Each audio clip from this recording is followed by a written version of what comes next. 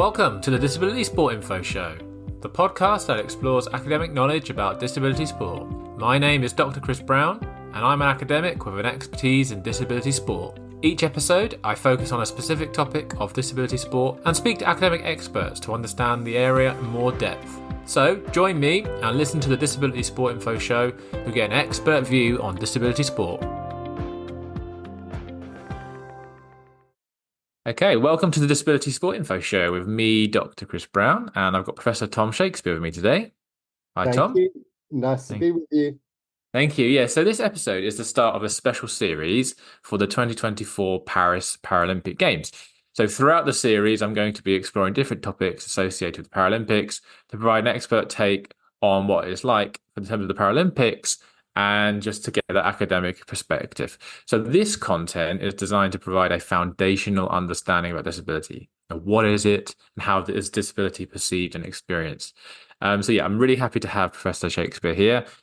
He was a great help for me when I was doing my PhD in terms of learning about the theory of disability. So it's great to kind of get from this perspective as well as from what I've learned in terms of the reading. So Professor Shakespeare, obviously he can do his own introductions, but just a bit of a preamble from me. He's a social scientist and bioethicist with significant experience and expertise in disability studies, lots of publications, and including the foundational text, Disability Rights and Wrongs. So yeah, Tom, thank you for joining me today. Let's start with a really big question. Let's start from the beginning. So what do we mean by disability? How has our understanding changed over time? Well, there's two parts to that question. You talked about how it's changed. So let me start with that.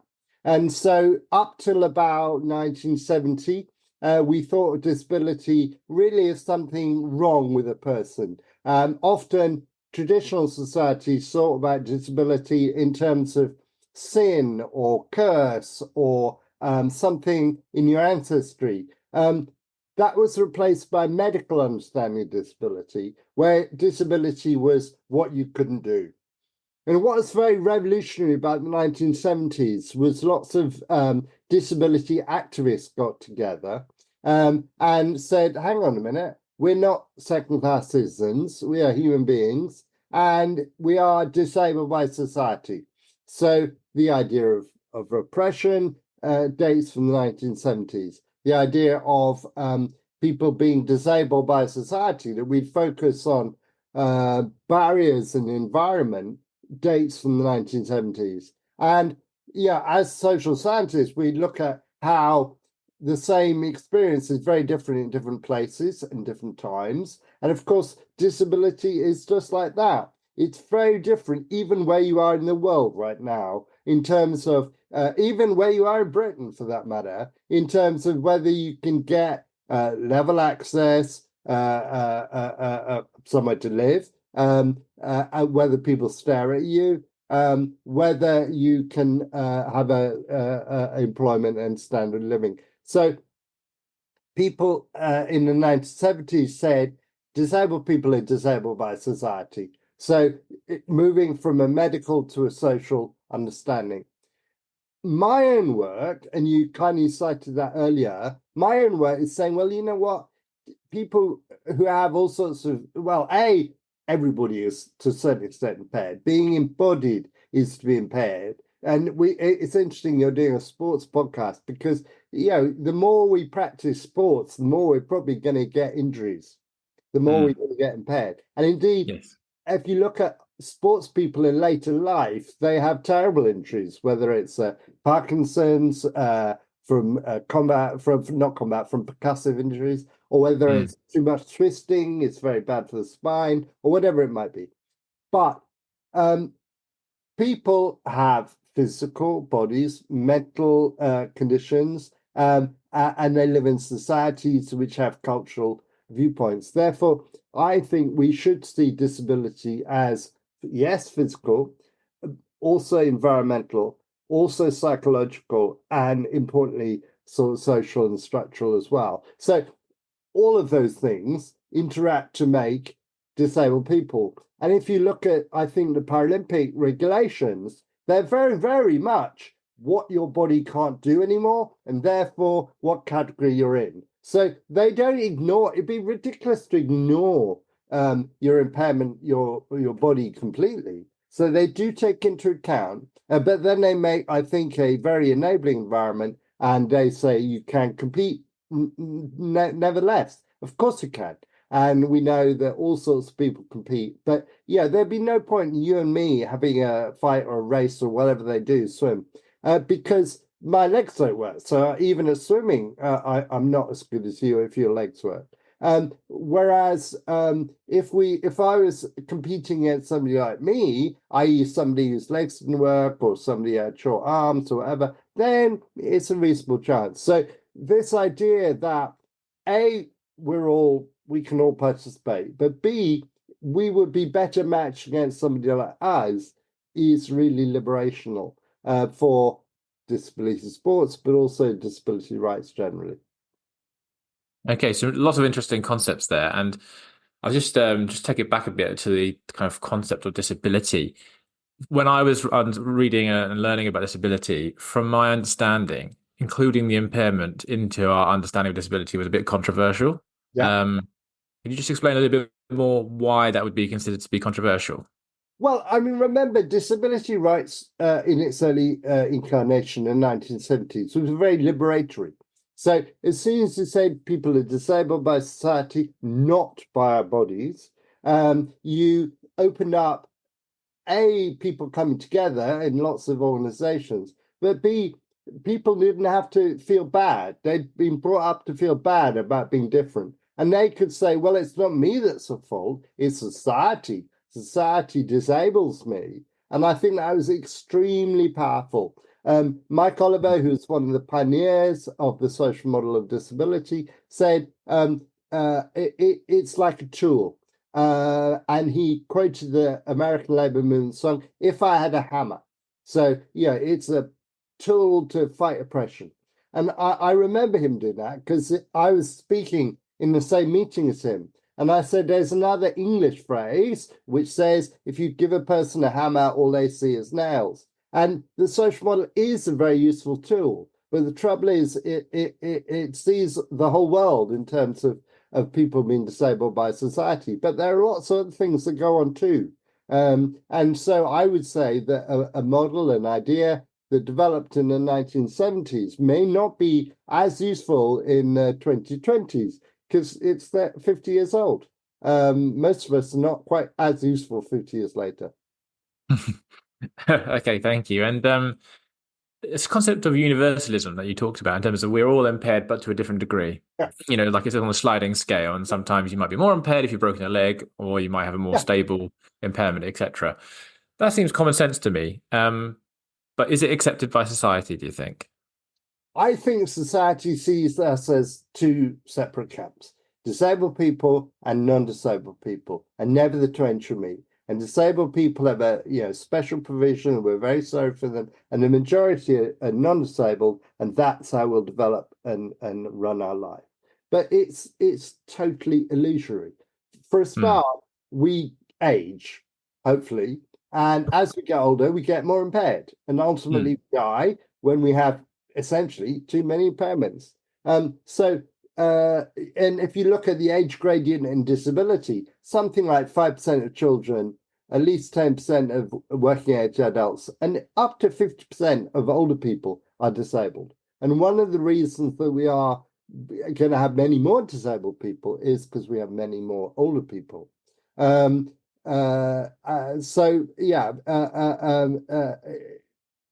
need to take into account that we're all impaired. And as you say, we may be temporarily impaired. So, for example, I used to work at the World Health Organization in Geneva, and I used to fly from UK to Geneva. And if you fly with a wheelchair, there's an ambulift, it's called. It's a special vehicle which rises to the entry level of the plane, so you can basically stay in the vehicle and wheel on or be wheeled on. And when I went to Geneva, it was just me. I was a wheelchair user. That's how I went. When I came back from Geneva, and remember the cheap flights worked through the ski season, there were lots of people because they were non-disabled people who'd broken their collarbones, twisted their ankles, or otherwise become impaired on the ski slope. That was their major exercise, and I'm afraid it had left them, in a sense, disabled like me. So I think that you can be temporarily disabled. I also think you've got spectacles. So when were the spectacles invented in Europe, say? Something like the 16th century, 15th or 16th century. So imagine your life, or indeed many of your listeners, viewers' lives, before spectacles. You wouldn't be able to read books. You wouldn't have been able to see people at distance, perhaps. Life would have been different. And then spectacles, suddenly, lots of people who have issues of vision are non-disabled suddenly. I don't think that people who use spectacles generally would think of themselves disabled because they got corrected vision. So things become, as it were, routine. So when my granddad was still alive, he used to have talking books. And he used to I remember distinctly him getting Mansfield Park and me probably popping into post box, the clumsy cassettes in their envelope, pop back to RNLB's Library for the Blind or whatever it might be. Now, these days, loads of people use Kindles, loads of people use Audible books and so forth, because you can listen to a book while you're jogging or commuting or walking the dog or washing up or whatever it might be, taking exercise. Talking books are not for older people, blind people, they're for everybody. So it shows how adaptations that were made for disabled people are up for everybody. My example of the airline shows how actually we become impaired all the time. And your example of illness, I mean, COVID was about a lot of people not being able to work for a while. They had a virus, they were not able to work, and they given time off, and then they came back to work. And that is life. We are all prey to all sorts of things. Yeah, so I was just wondering, like I said, seems common sense to me, that we all go through different stages in our life where sometimes we've got more impairment, etc., than we don't. Is it because some people feel like a threat to their identity or don't want to be associated with something that is, generally perceived more negatively as a kind of condition? Is that why we don't accept universalism as easily as we should do? I think you're absolutely right, Christopher. And in a sense, lots of people have invested in them being non-disabled because disability sounds so terrible, so awful. You would want to have nothing to do with it. And so non-disabled people don't want to think of themselves as disabled. Actually, disabled people don't want to think of themselves as disabled. If they've got any choice, they'll hide it. So people with invisible condition don't generally say, by the way, I've got a disability. People in my condition who've got restricted growth, skeletal dysplasia, they say, oh, we're different, we're not disabled. When there used to be a thing in Britain called a Disability Rights Commission, founded under the Disability Discrimination Act, and they went off and surveyed people who everybody would agree were disabled, and only 50% of them, 1 in 2, said that they felt disabled. The other 50% did not identify as disabled at all, even though they were. They were objectively disabled, but subjectively, they didn't think that. And therefore, the Disability Rights Commission changed its sort of strapline to working for people with rights under the Disability Discrimination Act, which is a bit of a laborious way of not saying working for disabled people. But that's what they basically were, because as soon as they said working for disabled people, half their potential audience would switch off. So disability has been historically a very, very stigmatized term. Yes, and there's lots we could talk about here, but obviously we were limited by time. But yeah, I think it's really interesting. And also, just when you were talking about the idea of disability, we're treating it as a kind of general concept and kind of, homogenous term, which is obviously not right. And obviously, you know that anyway. But what's the difference between someone's perception of disability for someone who's maybe had it from birth, congenital, versus someone maybe who's acquired it later in life? I'm just interested in your thoughts about that, how, like you said, about identity or experience of disability may change depending on the nature of your condition, but also when you've acquired it. What are your thoughts there? You're absolutely right. Let me first say that obviously disability includes vision impairment, hearing impairment, physical impairment, mental health conditions, chronic illnesses, learning disability, lots of different things, Yes. which are not the same. But they are the same in one way, that we think of them all as second class or as odd.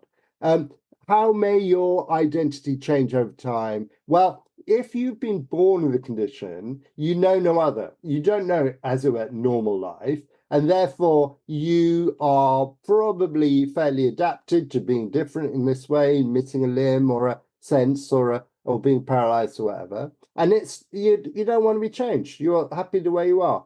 When you acquire a condition, you may it may take you a long time to accommodate to it, to acclimatize to it, and you may want it removed. May want to go back to what you had before, which is normal life. So, for example, I was always short. I was born short. So I can't, my dad was short. So being short was like life. If you said to me, Tom, do you want to be tall? I'd go, well, not really. It might be quite useful to play sports or to cycle, but no, it's fine. I'm fine the way I am.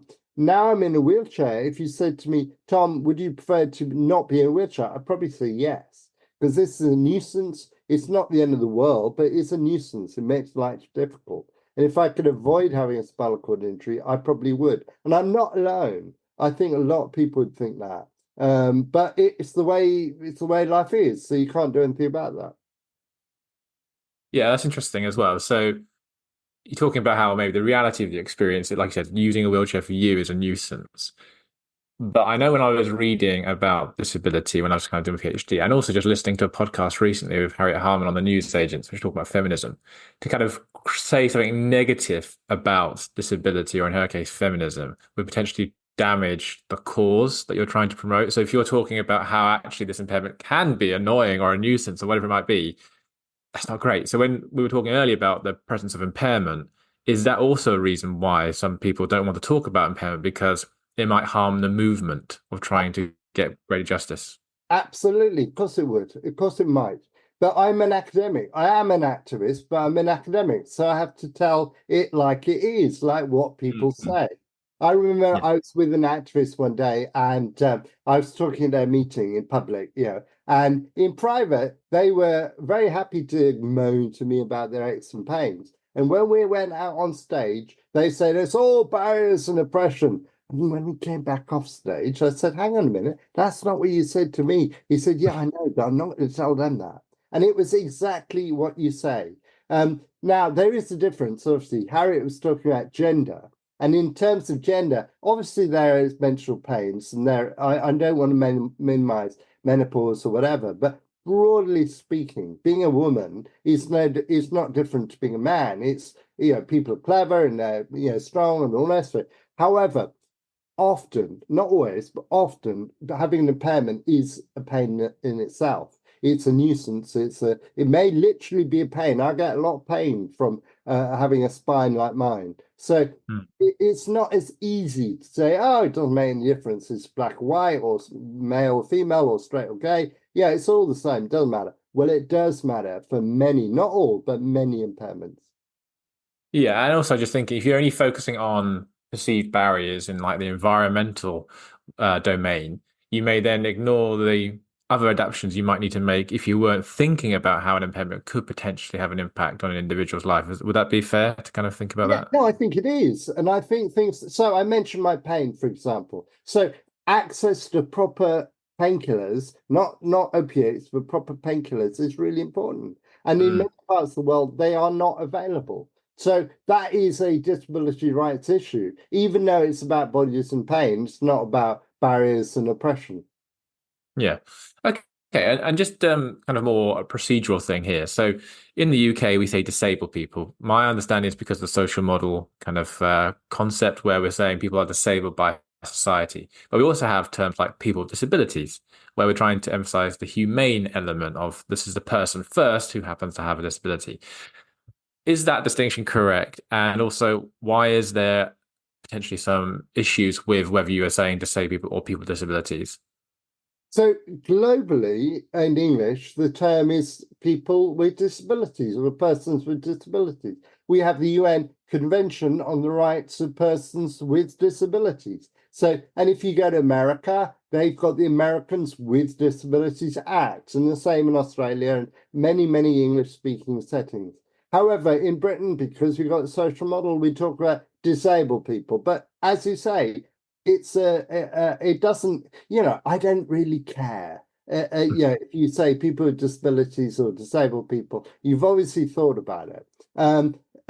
Whereas if you say, I don't know, handicap or other terms of abuse, that's not so good. Now, remembering that some people, for example, autistic people, prefer to be called autistic people, not people with autism, because it might be liberal and right on say people with, but it implies that they're just people who happen to have autism, whereas they would say autism affects every area of their lives, and therefore they want to put it first. They want to be autistic people. And similarly, deaf people often say, we are deaf people. We're part of the sign language using minority. It's not hard of hearing. We're actually deaf. That's a different culture. Okay. Yeah. Thank you for that. I think also for some people, maybe some of the barriers to fair representation or involvement with disability, if you're non-disabled, might be like causing offense in terms of the language you use. So maybe some people are like, oh, I don't know what to say, and so therefore ignore the kind of idea of disability. There was a campaign by Warwick Davis, the actor, with Scope, I think it was a few years ago, End the Awkward. Yeah. What's your thoughts on that in terms of the terminologies and just being afraid to engage? Yeah, I think people do feel that we must be terribly thin-skinned and will take offense or whatever. But frankly, I don't think we will. I think, I would rather people say, what do you like to be called, for example? And if there's any doubt, to say, what terminology did you use? And it might be something which I think is a bit bizarre, but if it's okay for them, then it's okay for me. I don't really care. It's what is really important is that disabled people are not second-class citizens, that we can get jobs, we can get places to live, eat, and all the rest of it. We're not excluded. That's what matters. What you call us, especially if you are trying to do your best, that surely we can cut you a bit of slack and say, actually, I prefer to be called this, not that. And that's fine. Yes, yeah, okay. Thank you. And some of our listeners and viewers might have heard of the terms disableism and ableism, but maybe aren't quite sure how they might differ. Are you able to just briefly kind of define those concepts, please? I can, but I never use either. But I can use. Okay, why is that then? Because I don't think they're necessary. I think there's discrimination, prejudice for sure. But then ableism is the idea that I think that a non-disabled way of doing things is always seen as being the dominant way. So we are seen as being able-bodied people. We're seen as having an able-bodied culture, and ableism is that assumption. Disableism often, when it was first used, was used to discrimination against disabled people. But I don't think I don't use them because I think, for example, if you're talking about ableism, are you talking about the way society treats me, or are you talking about my limitations? It's not quite clear what it means and what the limit and what the difference is. So I don't see the need for them. But nowadays, I was asked to speak at a meeting a few weeks ago, and they said, "Can you talk about ableism, please?" I went, okay. And I knew what they meant. They meant prejudice against disabled people. But I also think the danger is that we don't see impairment or illness as being, in its own way, limiting.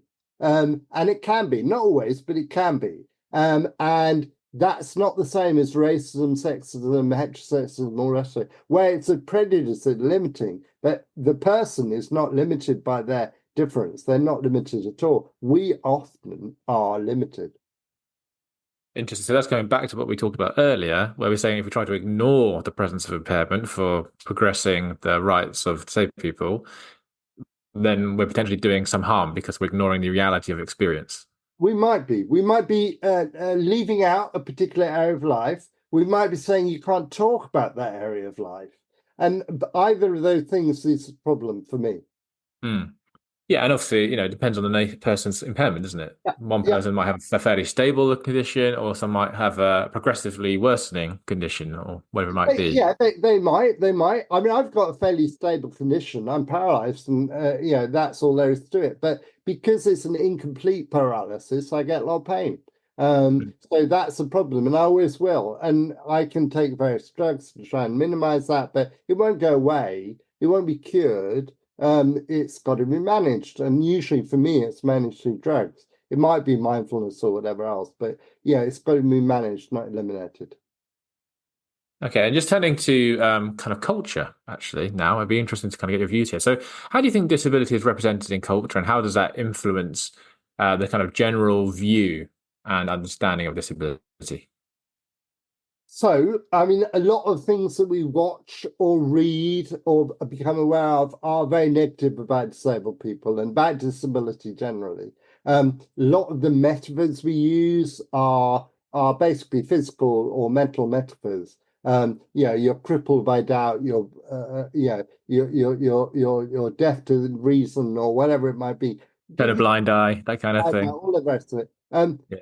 So, and if you look at the characters, often, somebody has written that there are basically three main stereotypes. One is what we might call tragic but brave, plucky, terribly sad. We all feel bad about it. Then there's the sinister, crippled, nasty, nasty type. And remember, sinister means left-handed in its origins in Latin. So the sort of evil villain. And then we have the supercrip, somebody who has overcome their problems, inspiration to us all. Wonderful.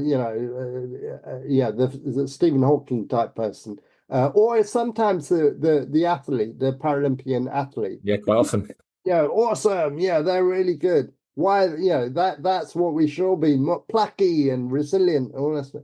So all of these are not what actually people are like, because people are a mixture. Disabled people the same as non-disabled people. So we have good days and bad days. Some of us are good, some of us are less good, and we can all change. And all those other dynamics are, as it were, undermined by this idea that no, with it, the nasty, the tragic but brave, the sinister cripple, and the plucky, we have these ideas that we can't have sex ever. So there's a strong presumption of asexuality, that almost disabled people are like children, or maybe like very older people that don't really have older people.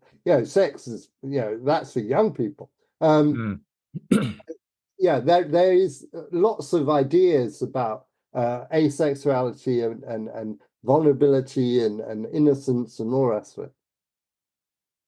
Yeah, I could really talk to you lots and lots about this kind of area, but I know we're limited by time. So I just want to move on to a potentially sensitive subject. So again, when I was studying for a PhD, I came across an article by an academic called Mark Deal, who discussed the idea of a hierarchy of impairments. So maybe some impairments are deemed more acceptable to the general society than others. So first of all, like your thoughts on that, and also for you to consider whether this hierarchy still exists today. So, first of all, I think that the way society relates to us is there is a hierarchy. I think everybody's equal. I think regardless of your impairment or non-impairment, we're all equal, and there's lots of different ways to talk about that, social democracy or Marxism or Christianity or whatever. But we're all equal, is my assumption. But certain impairments are more or less acceptable, certainly. And in a way, aging, which is the source of about half of all impairment, is naturalized. So, you're not seeing older people as disabled people, even though really there are. You're thinking this is just normal aging, it's natural. And then physical impairments like me, I can talk, I can argue, I'm in a wheelchair, but otherwise I'm normal, as it were. So I'm not a worry or a threat, I think, to most situations. But intellectual disability, learning disability, and particularly mental illness are. And they're seen as, weird people. We can't trust them. They may murder us in our beds. They're odd. They may start, inappropriate behavior in public and all the rest of it. So if you like that hierarchy, and also often, well, it depends. It's different for different people, but maybe the visibility is a big thing as well. So if you've got a hidden impairment, you can, as it were, pass for normal. So Mm. you are not as problematic as somebody who really can't help but be the way they are. So somebody with a disfigurement that everybody stares at is more dangerous. So yeah, it may be irrelevant to their lives. It may, yeah, they may just have a port wine stain across their face. They're not in any way different. They're not impaired. They're not, yeah, it just happens to be a skin difference. Yet they may be, oh, yes, yeah, traditionally, certainly in traditional society, yeah, there's a lot of awe and fear. And even in modern societies, there's a lot of, oh, not sure what we do, or don't want to mention the difference, that sort of thing. Yeah, and also maybe that some people try to ignore or Yeah, disengage in terms yeah, of just general society because they don't know where to look or if yeah, whether they should linger yeah. too long in terms of looking that Yeah, kind of yeah, thing. absolutely. And I think, at the end of the day, we all want to be treated as people.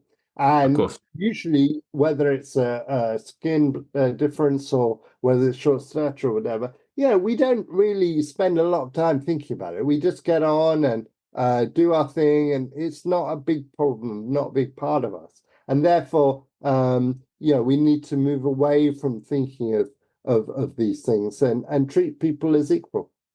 Mm. Yes, of course. Obviously, we take the starting point as everyone should be treated equally and is actually equal themselves.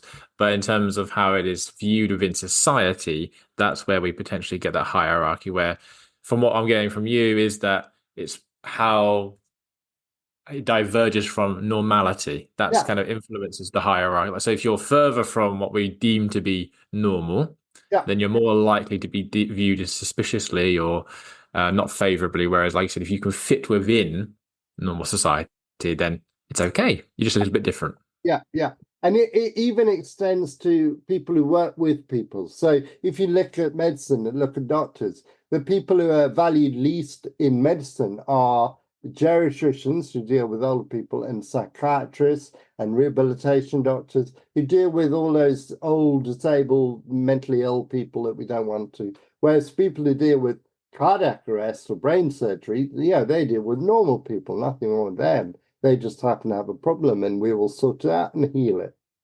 Interesting. Yeah, that was an interesting distinction that you made between even within a profession, Yeah, there's a distinction, obviously, if it's they're related. all paid the Yeah. same and they all train the same and they're all Yeah. equally, hopefully, equally good. But some of Yeah, them fingers crossed.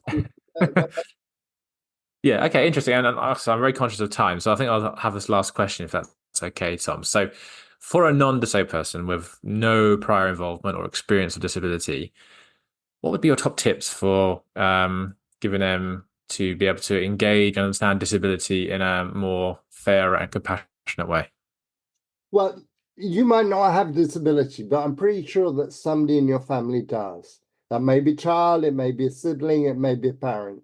But most families have a disabled person in, so it's not that unfamiliar. And also, you yourself could and may well become disabled, whether through aging or through accidents. So don't think it's us and them. So the first start is don't think it's us and them. Secondly, this idea that people are disabled by society, really. So don't block the pavement, don't park on the pavement, don't stare at people, don't treat people differently. Yeah, there's lots of ways in which you make life more difficult for disabled people, and you don't have to do any of them. Don't Mm. go, oh, look, there's a accessible loo. That's bigger. I'll change my clothes in there. Don't do that. It may be more convenient, but it's not more convenient for disabled people. I talked about call people what they want to be called. So for terms like disabled person or person with disabilities, they're fine. But if in doubt, say to somebody quietly and not obtrusively, how do you prefer to be called? So you don't make a mistake when you introduce them, for example, or whatever. Be an ally. Yeah, a lot of people have talked about allyship, and it's about maybe some volunteering or some support or some not taking over, not being the voice of somebody, but being there with them. Not so. I used to work at UEA, and I had a research student And we used to, in Norwich is very flat, but we had to go down to a cafe downhill. And he would very quietly put his hand on my wheelchair to push me up the hill. He wouldn't make a big thing of it. He wouldn't say, "Oh, I'm pushing him up the hill. I'm taking it." He would just quietly push me up the hill. And I really appreciated that because he didn't make a big thing of it. It was a decent thing to do. He didn't have to do that. I didn't ask him to do that. Obviously, he would have stopped immediately had I not wanted it. But it was a nice way of including me. Excellent. Thank you. Well, so Tom, I've really enjoyed having a chat with you. I think it's been really interesting, really, I think, thought-provoking, hopefully for our listeners and our viewers. So I really thank you for your time, Tom. No problem. Thank you, Christopher, and good luck with all your work. Explain to people the mysterious world of the Paralympics. Yes, well, I'm trying to. Let's see if we'll be successful. But yeah, thank you ever so much for engaging and for helping people to understand in more detail about disability. So thank you, and I look forward to catching up with you soon. Thank you. You've been listening to the Disability Sport Info Show, academic insights into disability sport.